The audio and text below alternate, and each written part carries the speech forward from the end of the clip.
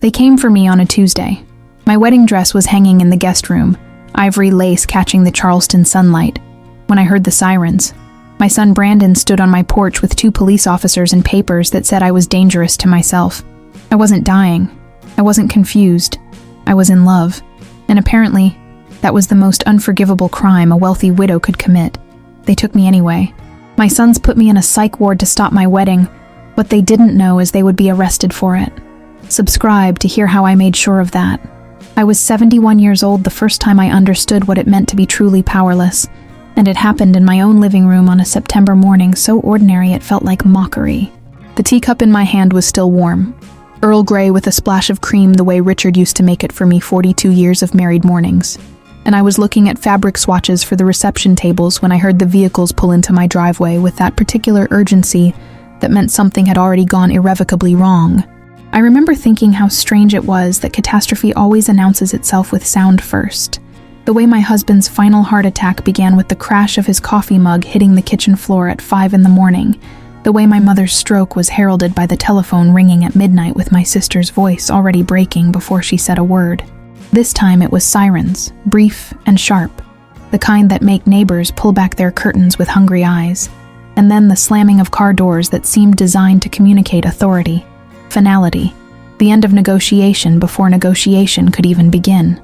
I stood up slowly because my knees were not what they used to be, and because some part of me, the part that had buried a husband and raised 3 children, and survived the casual cruelties of aging in a world that treats older women like furniture everyone is waiting to inherit, already knew that standing quickly would not matter, that whatever was coming for me had been set in motion long before I heard those doors slam. I walked to the window and pushed aside the sheer curtain my daughter Stephanie had insisted was too outdated for a woman of my means. Too grandmother-ish, she had said, with that particular tone of hers that made love sound like an insult, and what I saw made my blood turn to something cold and ancient. An ambulance, white and gleaming in the morning sun like a bone picked clean. 2 police officers, young men with faces that had not yet learned how to hide their discomfort with the ugly work they were being asked to do. And Brandon, my oldest son, my firstborn, the child I had labored 18 hours to bring into this world, standing at the edge of my walkway with a folder in his hands and an expression I had never seen him wear before, something that looked almost like triumph wrapped in a thin veneer of concern. I opened the door before they could knock, because I would not give them the satisfaction of making me wait like a child being called to punishment, and the morning air hit my face with that particular Charleston humidity that makes everything feel like it is wrapped in wet silk, clinging and inescapable. Brandon spoke first, his lawyer voice, the one he used in courtrooms when he needed to sound reasonable while doing something fundamentally unreasonable. And he said, "Mother," with that slight downward inflection that people use when they are about to deliver bad news, "they have already decided you cannot handle." He said, "We need to talk about your recent behavior." And I felt something inside me, some last fragile belief in the goodness of the people I had created, crack like ice under sudden weight. I asked him what behavior he meant, my voice steady even though my hands had begun to shake in that way they sometimes did since Richard died, a tremor that my doctor said was just age and stress and nothing to worry about, but which I had learned to hide because people my age are always one visible weakness away from being declared incompetent. He told me I had been acting erratically, that I had been making poor financial decisions, that my engagement to Arthur was evidence of cognitive decline and possible elder manipulation, and each word landed like a stone thrown with precision at the last remaining windows of my autonomy. I told him I was in love, that Arthur was a good man, that I had every right to spend my money and my remaining years however I chose, and I heard my voice rising despite my efforts to keep it level, because rage has a way of bypassing the controls we place on it when the betrayal is large enough and intimate enough. One of the police officers shifted his weight, uncomfortable, and I realized with a sick clarity that they had already been told a story about me, a story in which I was confused and declining and unable to make my own decisions, a story Brandon had written, and they had believed, because people always believe the concerned adult child over the elderly parent, especially when the child is a lawyer, and the parent is a woman who has committed the sin of wanting to be happy after 70. Brandon opened the folder and I saw the papers inside, official-looking documents with seals and signatures, and he said that a physician had evaluated my case based on reports from family members and determined that I was a danger to myself, that I needed immediate psychiatric evaluation and possible hospitalization for my own protection. I felt the ground beneath me become something uncertain, the way it does in nightmares when you realize the floor you have been standing on was never solid, was always just a thin crust over emptiness. And I said, "What physician?" "I have not seen any physician. My doctor would never sign something like this without examining me." But Brandon just looked at me with something that might have been pity, if pity were not so close to contempt. And he said that arrangements had been made for my care, that this was for my own good, that I would understand eventually when I was thinking more clearly. And I knew in that moment that my children had decided I was already gone, had already buried me in their minds, and were simply waiting for my body to catch up to their paperwork. The ambulance workers came forward then, 2 men with kind faces and professional distance, and one of them said, "Ma'am, we need you to come with us." And I said, "I will not go anywhere. I am not sick. This is insane."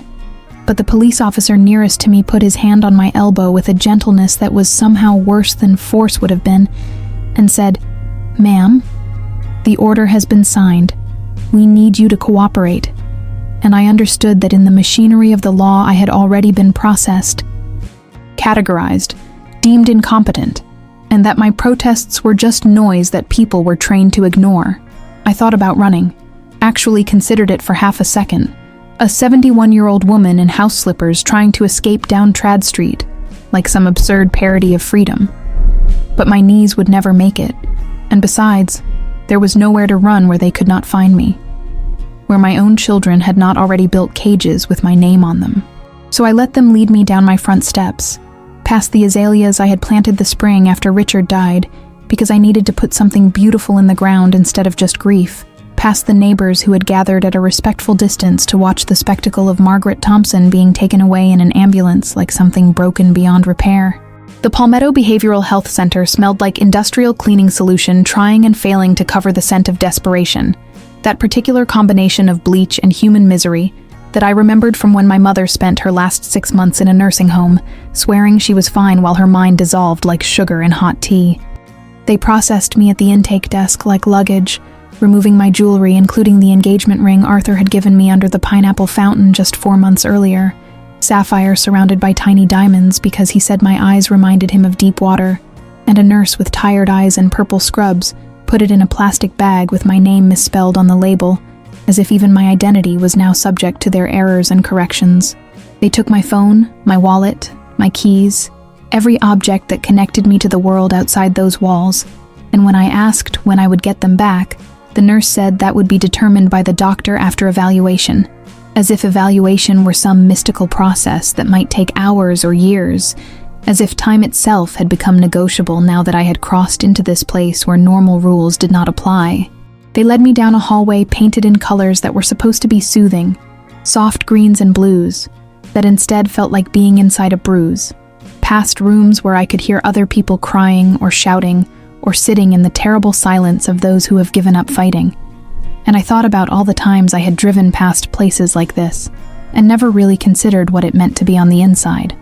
To have your freedom become something other people debated in meetings you were not allowed to attend. My room was small and clean and utterly impersonal. A bed with thin blankets that had been washed so many times they felt like paper. A chair bolted to the floor as if they thought I might use furniture as a weapon. A window that looked out onto a parking lot where I watched a young couple arguing next to their car. Their freedom to scream at each other and then drive away suddenly seeming like the most precious thing in the world. A different nurse came in, younger this time, with a clipboard and a series of questions delivered in a voice that managed to be both cheerful and completely emotionless, asking me if I knew what day it was, who the president was, whether I had thoughts of harming myself or others. And I answered each question with increasing fury because I knew what she was doing, building a file that would confirm whatever diagnosis they had already decided upon. Dr. Gerald Harrison arrived an hour later, a man in his 50s with silver hair and the kind of expensive watch that told me he made very good money from places like this. And he sat down across from me with a tablet and a smile that did not reach his eyes, and asked me to tell him about myself. I told him I was a widow, that I had been happily married for 42 years, that my husband had left me financially secure, and I was now engaged to a wonderful man named Arthur Bennett, who I had met on a cruise and fallen in love with like some ridiculous teenager. Except, I was not a teenager, I was a grown woman with a lifetime of experience who knew exactly what she wanted. I told him my children were trying to stop my wedding because they were afraid I would spend their inheritance, that this entire situation was a scheme to have me declared incompetent so they could control my finances, and I watched his face remain perfectly neutral. In that way doctors have when they have already decided you are unreliable, that your version of reality is suspect, that your emotions are symptoms, rather than reasonable responses to unreasonable circumstances. He asked me about Arthur, his tone suggesting he was humoring me, and I told him Arthur was 73, a retired history professor from Asheville, a widower who had lost his wife to Alzheimer's and understood grief in the way only someone who has lived through it can understand. I told him we had spent 6 months getting to know each other, that we talked for hours about books and history, and the strange gift of finding love late in life when you thought all the best parts were behind you, that he had met my children and been polite even when they were barely civil, that he had his own money and had never once asked about mine until I mentioned it casually months into our relationship. Dr. Harrison nodded and made notes on his tablet, and then he asked if I thought it was unusual for someone to fall in love so quickly at my age, if I had considered that my feelings might be influenced by loneliness or cognitive changes that sometimes occur in older adults. And I felt rage rise in me like a wave, hot and clean and clarifying, because I recognized what he was doing, turning my happiness into pathology, my love into evidence of decline. I told him that what was unusual was being questioned about my mental competence by a doctor who had never met me before being paid by my children to find me incompetent, and I watched something flicker behind his professional mask, a brief acknowledgement that I was not as confused as they needed me to be. I told him I knew my children had bribed him, that I knew this entire evaluation was a performance designed to produce predetermined results, that I would fight this with every resource I had, and he said in that infuriatingly calm voice that my hostility and paranoia were concerning symptoms, that they suggested I was not thinking clearly about my situation, that I needed to consider the possibility that my family had my best interests at heart. He prescribed medication, something to help me rest, he said, and I refused to take it because I knew what those pills were. Chemical restraints designed to make me fuzzy and compliant, easier to manage and easier to diagnose as impaired.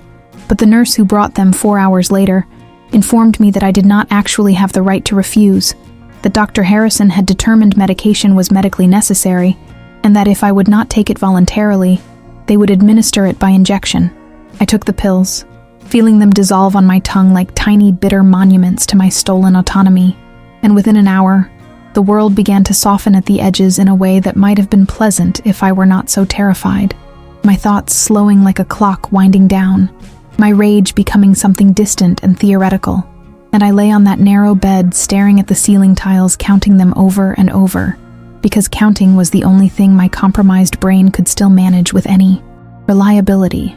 I thought about Arthur, wondered if he knew where I was, if my children had told him anything, or if he was simply sitting in his apartment in Asheville, wondering why I had stopped answering his calls, planning our honeymoon and choosing hotels in Rome and Athens, without knowing that I was locked in a building 20 minutes from my own house, drugged and documented and processed into incompetence by the very people I had raised and loved and sacrificed for. I thought about my wedding dress hanging in my guest room, ivory lace and pearl buttons, size 8, because I had lost weight after Richard died, and gained some of it back after meeting Arthur, because happiness has a way of making you want to eat again, want to live again. And I wondered who would cancel the venue, who would call the florist, who would tell our 20 guests that the wedding was off because the bride had been deemed too crazy to make her own decisions about her own life. The second day was worse than the first, because the medication had built up in my system, and I woke up feeling like I was moving through water, my thoughts sluggish and disconnected, my body heavy in a way that had nothing to do with age, and everything to do with chemistry designed to make me manageable. They brought breakfast on a tray, eggs that looked like they had been cooked hours ago and left under heat lamps until they achieved the texture of rubber, toast so dry it crumbled into dust when I tried to spread the tiny packet of butter, coffee that was somehow both weak and bitter, and I ate it anyway because not eating would be noted in my chart as another sign of deterioration, another reason to keep me here longer. A new nurse came to check my vitals, a woman in her 40s with kind eyes that made me want to cry because kindness in this place felt like cruelty, like being reminded that the world contained gentleness I was not allowed to access. And when she asked how I was feeling, I told her I felt drugged because I was drugged, and she patted my hand and said it would get easier as my body adjusted, as if adjustment were the goal, rather than freedom. Dr.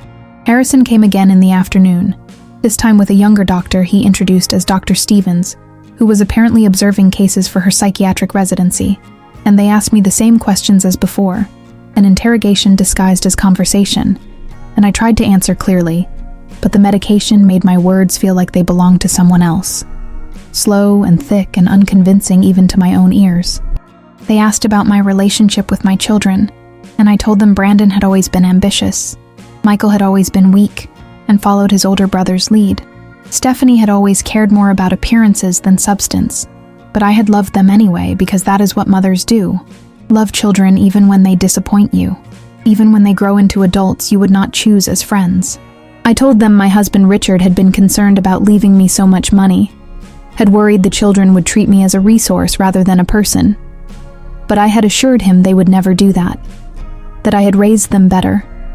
And the bitter irony of being wrong about that while locked in a psychiatric facility was not lost on me even through the pharmaceutical fog. Dr. T. Harrison asked if I understood why my children were concerned, if I could see their perspective, and I said their perspective was that they wanted my money, and I was inconveniently still alive and wanting to spend it on my own happiness, rather than preserving it for their inheritance. I said their concern was not about my welfare, but about their bank accounts, that they saw me as an obstacle between them and wealth they had done nothing to earn, that they were willing to destroy me to get what they wanted. And Dr. Harrison made more notes and exchanged a look with Dr. Stevens that I could not quite interpret through my medicated haze, but which felt significant, felt like a verdict being delivered in a language I was no longer fluent in. He asked about my plans to travel with Arthur, whether I had considered the health risks of extended international travel at my age, whether I had consulted with my primary physician about the wisdom of such plans, and I told him I had consulted with myself and decided that I would rather die in Greece seeing the Parthenon than live another 20 years in Charleston, being slowly suffocated by my children's greed.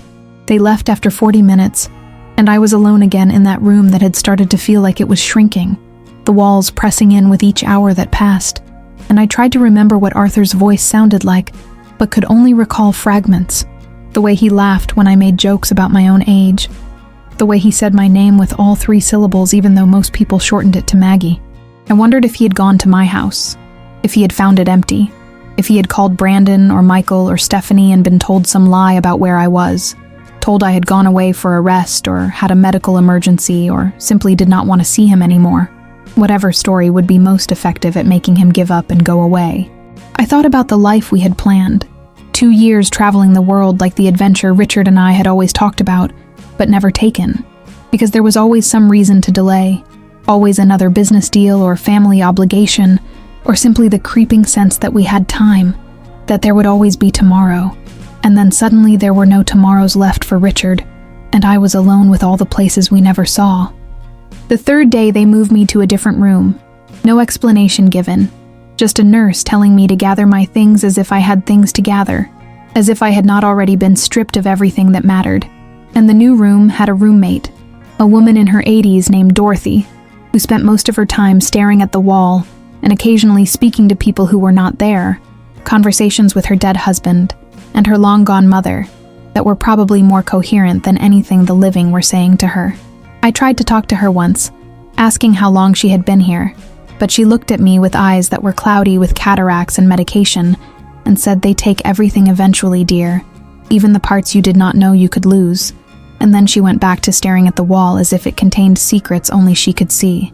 That night, I lay in my narrow bed, listening to Dorothy breathe in that rattling way very old people breathe when their lungs are tired of the work of living, and I thought about how easily I could become her, how thin the line was between the woman I had been 3 days ago planning a wedding and choosing between orchids and roses, and this drugged half-alive version of myself counting ceiling tiles and losing track of what day it was. On the 4th day, a social worker came to see me, a young woman fresh out of graduate school with that particular brand of earnest concern that people have when they still believe systems work and good intentions matter, and she asked me about my support network, about whether I had family who could help me transition once I was released. and I laughed because the irony was so perfect it felt choreographed. I told her my family were the ones who put me here, that my support network consisted of a fiancé who probably thought I had abandoned him and friends who had no idea where I was, that I was utterly alone in this place precisely because the people who were supposed to protect me had decided to imprison me instead. She made sympathetic noises and said she would look into my case, but I could see in her eyes that she did not believe me, that my story sounded like exactly the kind of paranoid narrative a declining mind would construct. Persecution fantasies and conspiracies when the reality was probably just concerned children trying to help a mother who could not see how much she needed help. After she left, I sat in the common area because staying in my room felt like giving up, like admitting I belonged here, and I watched the other patients, some of them clearly very ill, and some of them just old and inconvenient like me, all of us warehoused together in this place that smelled of disinfectant and despair, and I thought about how society disposes of people it has decided are no longer useful, how easily we are erased when we become expensive or complicated, or simply too insistent on our own agency. A man in his 70s tried to tell me about his daughter who he said had stolen his house, signed papers while he was recovering from surgery, and I did not know if his story was true or delusion, but it did not matter, because true or not, he was here, and his house was not his anymore, and no one was listening to him any more than they were listening to me. I thought about Arthur out there somewhere in the world that continued without me, going about his days wondering where I had gone, and I wanted to scream, but knew that screaming would only prove what they had already decided about me, that I was unstable, unwell, unable to manage my own life. So I sat in silence, because silence was the only form of resistance they had not yet found a way to pathologize and medicate away. Arthur Bennett had not slept properly in 6 days, and the exhaustion was making him see patterns where there might be none, conspiracies where there might be simple miscommunication, except he had been a history professor for 40 years and knew the difference between paranoia and evidence, and everything he had gathered pointed to something so ugly he kept hoping he was wrong. He had called my house 73 times, counting because counting gave him something to control when everything else was spinning into chaos, and every call went to voicemail until finally the voicemail box was full, and the calls just went dead, silent, like I had been erased from the phone system entirely. He had driven from Asheville to Charleston, 3 hours with his hands gripping the steering wheel so hard his knuckles ached, and found my house dark and locked, my car in the driveway like I had simply vanished mid-routine, and when he knocked on the door of my neighbor, Mrs. Chen, she told him she had seen an ambulance, police, something about a medical emergency, but she did not know where I had been taken or why. He called Brandon first because Brandon was the oldest and supposedly the most reasonable, and the phone rang 8 times before going to voicemail. So he called Michael, who answered on the 3rd ring, with a voice that sounded carefully neutral. Too neutral. The way people sound when they are trying very hard not to reveal anything. Arthur asked where I was, tried to keep his voice calm because panic would give them ammunition to dismiss him as unstable or overly emotional, and Michael said that I was receiving medical care for a condition that had recently developed, that the family appreciated his concern, but this was a private matter, that it would be best if he gave us all some space during this difficult time. Arthur asked what condition, what hospital, when he could visit, and Michael said the details were confidential for my privacy, that I was not in a state to receive visitors, that he would be contacted when and if it became appropriate. And then Michael hung up before Arthur could ask anything else, severing the conversation like cutting a wire. Arthur sat in his car outside my house for 2 hours, trying to decide what to do next, running through scenarios in his mind the way he used to run through historical possibilities with his students, asking them what would happen if this variable changed, or that actor made a different choice. Except this was not theoretical, and the woman he loved was somewhere being kept from him by people who had every legal right to make decisions on her behalf. He thought about the conversations he had heard over the past months, fragments I had shared about my children, Brandon's thinly veiled hostility when we met for dinner in August, Stephanie's pointed questions about our financial arrangements, Michael's uncomfortable silence during the whole evening, as if he were already ashamed of something he had not yet done. He remembered me telling him that Richard had worried about leaving me so much money, that Richard had made me promise I would not let the children treat me like a bank, and Arthur had assured me they would not, because surely no one could be that cruel to their own mother. And now he sat in his car realizing he had been catastrophically wrong about human nature, despite spending 40 years studying its worst impulses. He called his daughter Emma in Greenville, the only family he had left after his wife Mary died, and told her everything: the sudden silence, the vague medical emergency, the family closing ranks. And Emma, who had met me twice and liked me immediately, said, "Dad, this sounds really bad. This sounds like elder abuse." And Arthur felt something cold settle in his chest, because elder abuse was a term he associated with news stories and court cases, not with a woman who had been laughing with him over breakfast at the Magnolia Cafe just 8 days ago, planning which museums we would visit in Paris. Emma said she had a friend from college who was now an attorney specializing in elder law, someone who had moved to Colombia to work with an organization fighting guardianship abuse. And Arthur said guardianship. They had not mentioned guardianship. And Emma said, "Dad, if they are keeping her somewhere and not letting anyone see her and making medical decisions without her consent, they are working toward guardianship. They are building a case that she cannot make her own decisions, so they can take over everything." Arthur called the attorney that same afternoon, a woman named Grace Chen, who answered her own phone, which he took as a good sign, because people who answer their own phones are usually people who still remember what it means to be accessible. And he told her the situation in as much detail as he could manage, without his voice breaking. Grace listened without interrupting, the kind of listening that feels active rather than passive. And when he finished, she said, "Mr. Bennett, I need to tell you this is going to be difficult. The system is designed to trust family members over outsiders, and you are legally an outsider no matter how much you love her.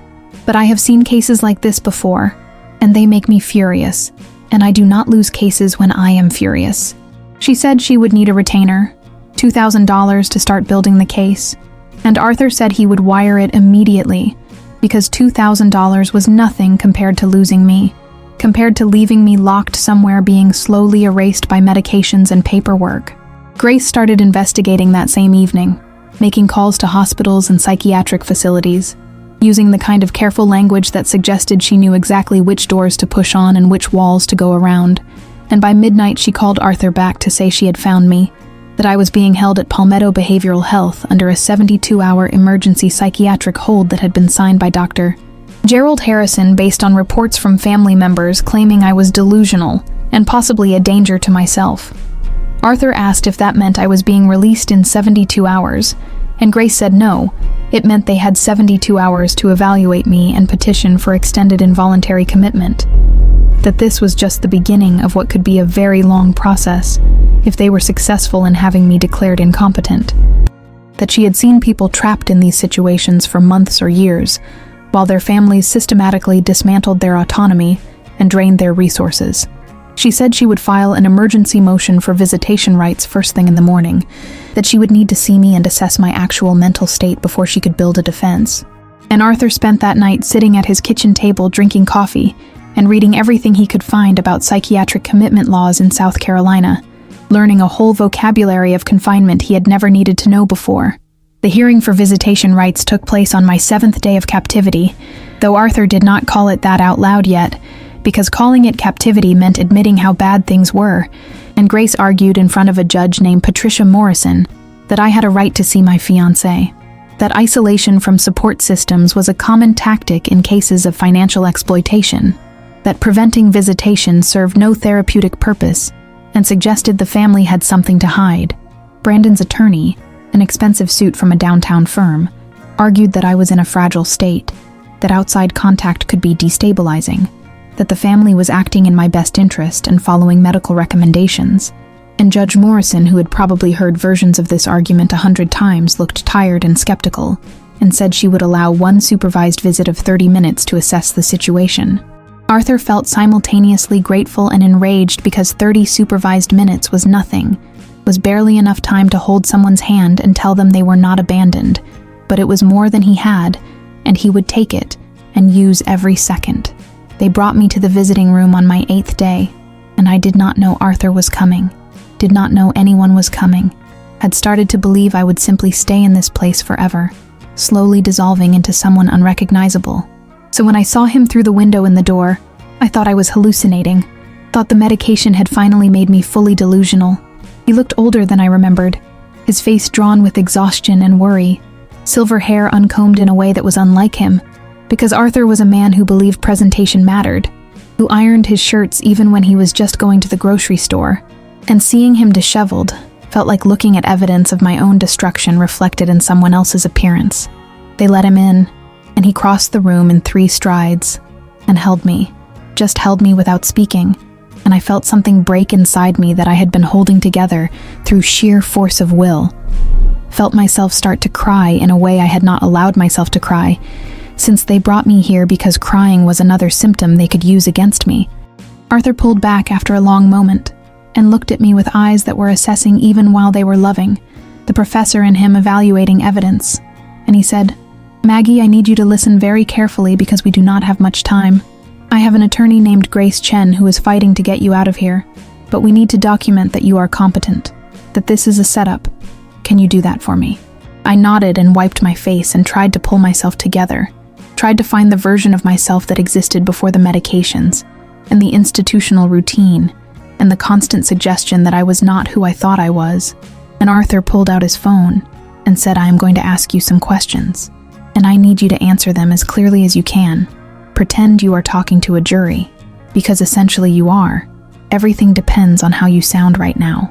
The social worker supervising the visit said recording was not allowed, and Arthur said with a firmness I had never heard from him before that South Carolina was a one-party consent state, and he was consenting to record this conversation, and the social worker looked uncertain, but did not stop him. Arthur asked me to state my name, the date, where I was, and why I believed I was there, and I said my name is Margaret Louise Thompson. Today is September 23rd, though honestly I have lost track because they keep me medicated and the days blur together. I am at Palmetto Behavioral Health Psychiatric Facility, and I am here because my 3 children had me forcibly committed to prevent my marriage to Arthur Bennett, because they want to control my inheritance from my late husband Richard.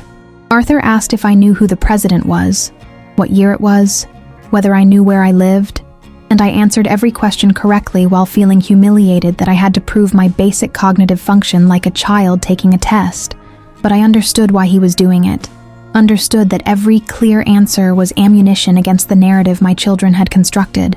He asked me to describe my relationship with my children, and I said I loved them for most of their lives. But they have made it clear they love my money more than they love me, that Brandon orchestrated this because he is a lawyer and knows how to manipulate legal systems, that Michael followed along because he is weak and in debt, that Stephanie participated because she cannot stand the idea of sharing attention or resources. Arthur asked about my engagement, about our plans, about my finances, and I told him everything as clearly as I could manage through the fog of medication. Told him that Arthur had proposed in April, that we had planned a small wedding for October 15th at Middleton Place, that afterward we intended to spend 2 years traveling, because life was short, and I had already lost too many years to grief, and I was not going to lose any more to fear or other people's greed. I told him I had $87 million in investments that generated approximately $180,000 monthly in income, that I had told my children clearly this money was mine to spend as I chose, that Richard had left it to me specifically, not to them, that they had careers and homes and no legitimate need for my wealth, but wanted it anyway, because entitlement is a disease that infects even people who should know better. Arthur asked if I felt I was being held against my will, and I looked directly at the camera on his phone and said, "I am absolutely being held against my will. I have committed no crime. I am not a danger to myself or anyone else. I am a competent adult woman being imprisoned by her own children because I refuse to live my life according to their financial interests." The social worker said time was up after 28 minutes, cutting us off 2 minutes early as if even those 2 minutes might contain something dangerous, and Arthur held my hand across the table and said, "Maggie, I promise you, I am going to get you out of here. Grace is filing motions today. We are going to fight this with everything we have." And I said, "I know. I trust you. Please just do not let them keep me here. Please do not let me disappear." He kissed my forehead and left, and I was escorted back to my room where Dorothy was having a conversation with her dead sister about a recipe for apple pie, and I lay on my bed replaying the visit in my mind, holding on to the fact that someone out there was fighting for me, that I had not been completely forgotten or erased. That night, the nurse brought my evening medications, and I took them without protest because protest had gotten me nowhere, but I held the pills under my tongue and spit them into the toilet after she left, deciding I would rather be clear-headed and anxious than foggy and compliant, that if I was going to fight for my freedom, I needed all my faculties even if keeping them was uncomfortable. Grace Chen came to see me the next day, a small, intense woman in her late 30s with sharp eyes and an expensive suit that suggested she was successful enough to be taken seriously by judges and opposing counsel. And she sat across from me in the same visiting room and said, "Mrs. Thompson, I have watched the video Arthur recorded, and you sound completely competent, but I need to tell you honestly that competence is not always enough. The system is rigged in favor of families, especially when they have money for good lawyers." She said Brandon had already filed a petition for emergency guardianship claiming I had moderate dementia and was vulnerable to financial exploitation, that he had submitted a psychological evaluation from Dr. Harrison stating I exhibited delusional thinking, impaired judgment, and declining cognitive function, that without strong evidence to the contrary, a judge might grant temporary guardianship while a full evaluation was conducted, and temporary could easily become permanent if we were not aggressive in fighting it. Grace asked me questions for an hour, taking notes in a leather portfolio that looked like it had survived hundreds of cases, and she asked about my relationship with Richard, about how the business had been sold, about exactly what I had said to my children regarding the money, about every interaction I could remember with Brandon and Michael and Stephanie over the past 6 months. She asked about Arthur, about how we met, about our financial arrangements, and I told her Arthur had his own money, about $2 million in retirement accounts and investments, that we had discussed getting a prenuptial agreement to protect both our estates, that he had never asked me for anything except my time and my company and my willingness to build a life together. Grace said that was good, that it undermined the exploitation narrative, but she also said Brandon would argue Arthur was sophisticated enough to hide his intentions, that the prenup idea could be spun as Arthur's suggestion to make himself look innocent, that we needed more than just logical explanations. We needed smoking gun evidence that this was a conspiracy. She asked if I had any idea why Brandon might have been confident enough to do this, whether there was any history of actual cognitive problems or medical issues they could point to, and I said I had never been diagnosed with anything neurological, that my only medications were for blood pressure and cholesterol, which were both well controlled, that I had my annual physical in July, and my doctor had noted I was in excellent health for my age. Grace made a note and said she would subpoena my medical records to establish a baseline of competence, then asked the harder question, whether I had any idea how Brandon had gotten Dr. Harrison to sign off on such an aggressive diagnosis after never examining me, and I said the only explanation was money, that Brandon was wealthy from his law practice and would not hesitate to bribe someone if it served his purposes. Grace looked at me carefully and said, if we could prove a bribe, if we could show financial payment from Brandon to Dr. Harrison beyond normal medical fees, we would not just win this case, we would destroy them. But proving financial crimes was difficult and time-consuming, and I might be stuck here for weeks while we investigated. Arthur became obsessed with finding the connection between Brandon and Dr. Harrison, spending 16-hour days reviewing public records, making phone calls, following leads that mostly went nowhere. And I only knew this because Grace told me during her visits, which became daily events that kept me tethered to reality and hope. She said Arthur had contacted a private investigator named Marcus Webb, who specialized in financial forensics, someone Grace had worked with on previous elder abuse cases, and Marcus had started pulling banking records, looking for transactions that did not fit normal patterns, searching for the smoking gun that would prove my children had bought my imprisonment. Meanwhile, Grace was fighting on multiple fronts, filing motions to dismiss the guardianship petition, demanding independent psychiatric evaluations, challenging Dr. Harrison's credentials and methodology, throwing everything she could at the wall to slow down the machinery of the legal system that was grinding toward taking away my autonomy permanently. The hearing for temporary guardianship was scheduled for October 2nd, 17 days after I had been taken from my home, 3 days after what should have been my wedding day, and I learned this from Grace, who looked tired and determined in equal measure when she told me, said that we would have one chance to prove I was competent, and that my children were acting in bad faith, that if we failed, the judge would grant Brandon temporary guardianship for 90 days, and we would have to fight again from an even weaker position. She said I would need to testify, that I would be questioned by Brandon's attorneys, who would try to make me look confused or emotional or unreliable, that every word I said would matter, and I needed to stay calm no matter how much they provoked me. And I said I had survived 42 years of marriage, 3 difficult childbirths, and the death of the man I loved, surely I could survive an hour of lawyers trying to make me look crazy. Marcus Webb found it on September 28th, 4 days before the hearing, a transaction that Brandon had tried to hide by routing it through his law firm's operating account. But Marcus had subpoenaed the firm's records as part of the guardianship challenge, and there it was on page 47 of a monthly statement. A payment of $50,000 to Gerald Harrison coded as consulting. Fees. Dated August 30th, 2 weeks before I was committed. Before there was any official reason for Brandon to be consulting with a psychiatrist about anything.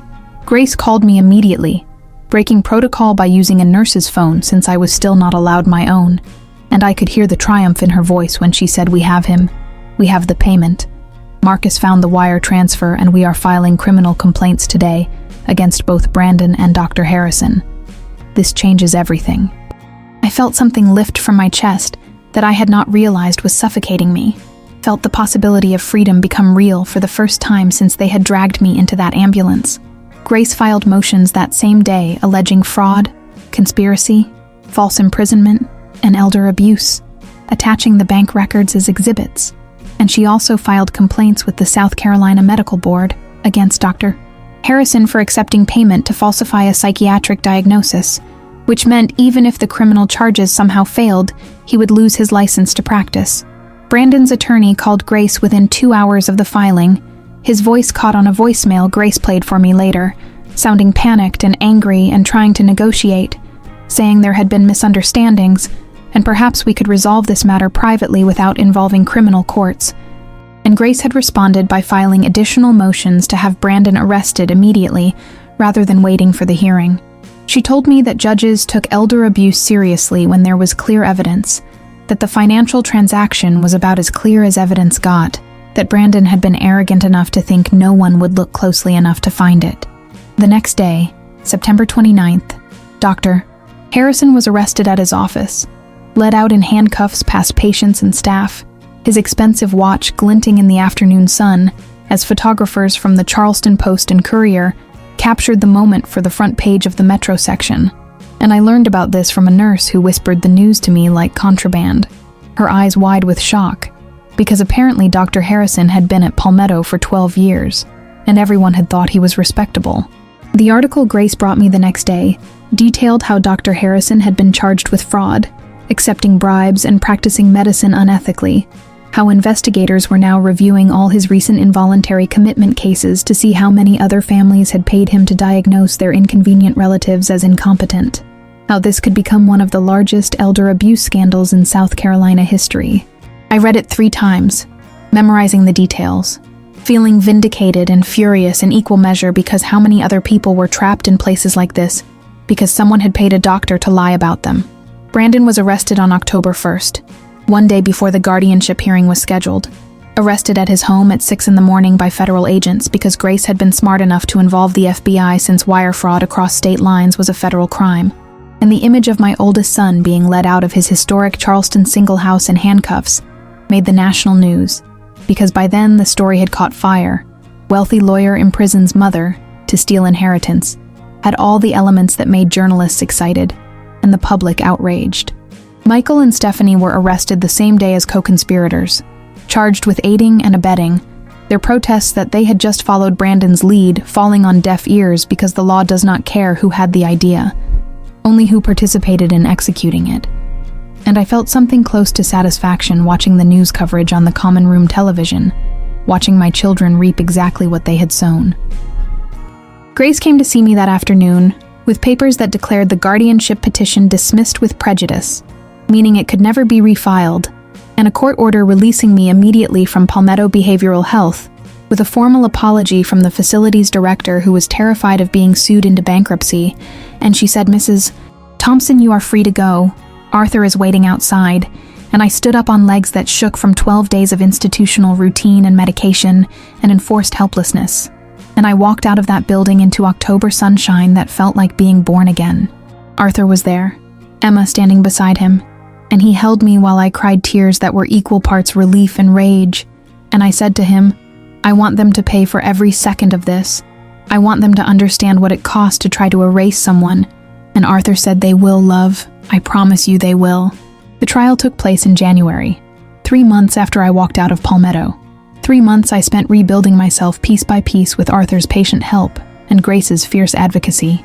And the courtroom was packed with journalists and advocates from elder rights organizations who saw my case as a potential landmark.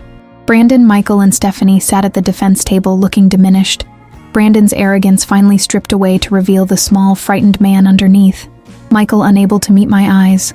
Stephanie crying theatrical tears that convinced no one because by then everyone had heard the recordings of their planning meetings, the emails where they discussed how to make me seem incompetent, the text messages where Stephanie joked about me being a crazy old woman who thought she was in love. The prosecutor, a woman named Diana Reeves who had built her career on elder abuse cases, presented the evidence methodically, building a case so airtight that even Brandon's expensive defense team could not find cracks in it. They played Arthur's video of me in the psychiatric facility, my voice clear and competent despite the medication. My explanation of what had happened so obviously truthful that several jury members looked physically ill watching it. And then they played the recording Grace had obtained of Brandon, bribing Dr. Harrison. His voice casual as he discussed how much it would cost to have me diagnosed as incompetent. $50,000 for the initial diagnosis, and another $50,000 if it led to successful guardianship. And the courtroom was silent, except for the sound of people breathing hard like they had been punched. Dr. Harrison had already pleaded guilty to avoid trial, had agreed to testify against Brandon in exchange for a reduced sentence, and he sat in the witness box looking gray and defeated while he explained exactly how the scheme had worked, how Brandon had approached him through a mutual contact at the country club, how he had never actually evaluated me before signing the commitment papers, how he had prescribed medications specifically to make me foggy and easier to control. The defense tried to argue that my children had genuinely believed I was declining, that they had been acting out of concern rather than greed, but the prosecution systematically destroyed that narrative with evidence of their debts and spending patterns. Michael owing $200,000 to various creditors, Stephanie's lifestyle exceeding her husband's income by enormous margins, Brandon's expensive tastes and country club memberships that cost more than most people's mortgages, all of them desperate for money, despite having successful careers, because they had been raised with wealth and could not imagine living without it. Diana Reeves asked each of them on the stand whether they had ever considered simply talking to me about their financial problems, whether they had ever asked for help instead of trying to steal control, and none of them could answer in a way that sounded anything but damning, their silence admitting what their words could not. The jury deliberated for 4 hours and came back with guilty verdicts on all counts, their faces showing the same disgusted certainty I had seen throughout the trial, and the judge, Robert Simmons, who had a reputation for harsh sentences in elder abuse cases, looked at my children with visible contempt before delivering his ruling. Brandon received 7 years in federal prison for fraud, conspiracy, and false imprisonment. And Judge Simmons said in his sentencing remarks that lawyers who corrupt the legal system for personal gain deserve no mercy from that system, that Brandon had betrayed not just his mother but his entire profession. Michael received 5 years, Stephanie 4 years, each of them crying as they were led away to begin serving their sentences immediately, and I sat in the gallery feeling none of the triumph I had expected, just a hollow sadness that it had come to this, that the children I had raised had become people capable of such cruelty. The civil trial came later, in March, and Grace argued for $15 million in damages for false imprisonment, emotional distress, and elder abuse, a number that made the news because it was deliberately enormous, meant to send a message that you cannot put a price on human dignity, but you can make people pay for trying to steal it. The jury awarded me the full amount, seizing assets from all 3 of my children, taking their houses and investment accounts and retirement funds, leaving them with nothing except their prison sentences and the knowledge that their greed had cost them everything they had hoped to gain. I stood outside the courthouse after the verdict and told the assembled reporters that I would be donating every penny of the $15 million to organizations fighting elder abuse, to legal aid societies that helped elderly people fight corrupt guardianships, to advocacy groups working to reform the systems that made what happened to me possible. And I said I hoped my children would spend their prison time understanding that some things are more valuable than money and some betrayals cost more than any fortune could repay. Arthur and I were married on November 10th, 1 month after my release, in a quiet ceremony at Magnolia Plantation, with Emma and Grace, and 20 friends who had supported us through the nightmare. And I wore the same ivory lace dress that had hung in my guest room while I was imprisoned. Altered slightly, because I had lost weight during my time at Palmetto, but otherwise unchanged, because I refused to let my children's actions steal even that small thing from me. Arthur cried when he saw me walking toward him, and I cried too, and the officiant who married us was Judge Patricia Morrison, who had granted Arthur visitation rights when no one else would, who told us afterward that she had presided over thousands of weddings, but none had meant more to her than this one, because it represented the triumph of love over institutional cruelty. We danced to jazz music as the sun set over the plantation gardens, drank champagne that tasted like freedom, told stories about Richard that made everyone laugh, because I refused to pretend my first marriage had not been beautiful, simply because my second marriage was beautiful in different ways. We left 2 weeks later for the trip we had planned, 18 months traveling through Europe and Asia and the South Pacific, and I posted photographs on Instagram that Arthur taught me to use. Images of us at the Parthenon in Athens and the Colosseum in Rome, and temples in Kyoto. Pictures of a 73-year-old woman and a 75-year-old man holding hands in front of Mount Fuji and drinking wine in Tuscan vineyards and swimming in New Zealand hot springs. I posted them deliberately, knowing my children could see them from prison, knowing they would understand exactly what they had lost by trying to take what was mine. And I captioned the final photo from our trip, taken at Milford Sound with mountains rising from the water like ancient gods, with words I had spent months composing in my head, 73 years old and living my best life. To my children, you have years to think about greed and betrayal and what you destroyed.